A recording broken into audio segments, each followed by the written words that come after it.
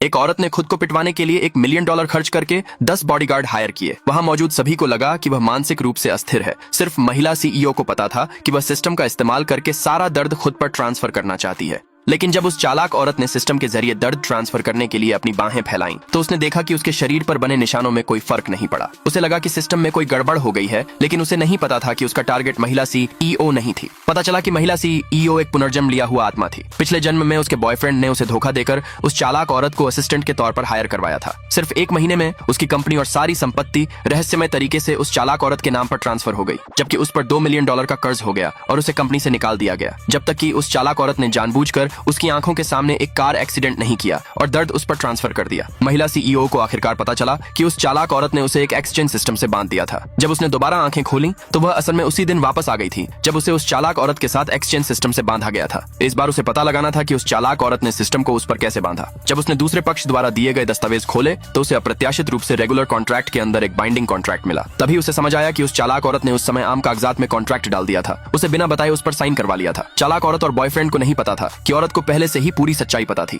फिर भी contract sign करने का बहाना बनाकर उसे साइन करने के लिए धोखा दे रहे थे। दोनों से बेरहमी से बदला लेने के लिए उसने उनके नाटक में शामिल होने का फैसला किया। उसने पक्के तौर पर कॉन्ट्रैक्ट पर अपना नाम साइन कर दिया। दोनों ने तुरंत कॉन्ट्रैक्ट लिया और खुशी खुशी चले गए। घर पहुंचते ही चालाक औरत संपत्ति एक्सचेंज करने का इंतजार नहीं कर पाई। जल्द ही उसके फोन पर संपत्ति ट्रांसफर का एक टेक्स्ट आया। औरत की सारी संपत्ति अपने नाम पर ट्रांसफर देखकर दोनों बहुत खुश हुए। उन्हें नहीं पता था कि यह एक जाल था जो औरत ने जानबूझकर बिछाया था। अगले दिन दोनों लॉ फर्म में आए और औरत को सबके सामने निकालने के लिए तैयार थे। दूसरे कर्मचारियों ने औरत का साथ दिया, लेकिन बॉयफ्रेंड ने कॉन्ट्रैक्ट दिखाते हुए कहा कि साफ साफ देखो कि लीगल रिप्रेजेंटेटिव कौन है। लॉ फर्म के सभी कलीग्स हैरान रह गए। कॉन्ट्रैक्ट देखकर महिला ने भी मान लिया कि सब सच है। सबने गुस्से में उस चालाक औरत की निंदा की। उस समय महिला सीईओ ने उस पर दया करके उसे सहारा दिया था, लेकिन अब वह अच्छाई का बदला बुराई से चुका रही थी। लेकिन उस चालाक औरत को कोई फर्क नहीं पड़ा। उसने आदमी से पहले से तैयार मोमबत्ती जलाने के लिए लाइटर लाने को कहा। फिर उसने अपना हाथ आग में डाल दिया। सबको लगा कि वह पागल हो गई है। फिर भी उसने शांति से अपनी छाती पर लटके पेंडेंट को ऊपर उठाया और सिस्टम एक्टिवेट कर दिया। सारा दर्द उस महिला को ट्रांसफर करने के लिए तैयार। अगले ही सेकंड महिला की कलाई पर जलने के निशान दिखाई दिए। अगले भाग के लिए जल्दी से कमेंट में यस लिखे।